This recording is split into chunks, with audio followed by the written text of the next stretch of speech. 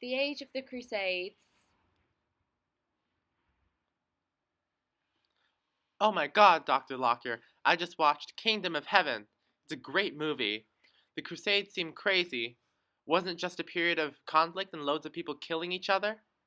With people like Richard the Lionheart, Saladin, oh, and Orlando Bloom. If I remember correctly, it was Christians versus Muslims in what was called the Holy War. Well, to an extent, yes. Your view fits perfectly into the restrictive narrative that this was just a period of conflict.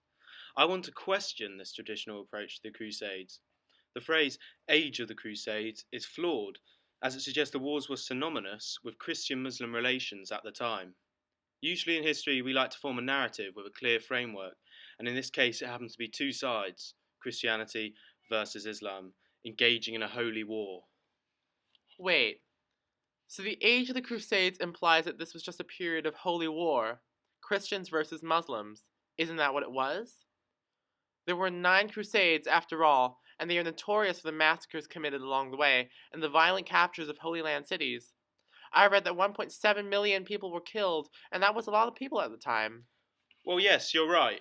The term Age of the Crusades keeps the focus on conflict, which it was to an extent. However, there is much more going on in this time period. For instance, the two main groups, Muslims and Christians, are far more intricate than at first glance.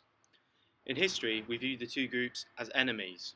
However, to fully understand the Age of the Crusades, we need to appreciate that there was peaceful and personal relations at both macro and micro levels. What I'm trying to say is not everyone was defined as either a crusader or a jihadist at this time. Oh, really? What were they then? Farmers living in Muslim Christian communities,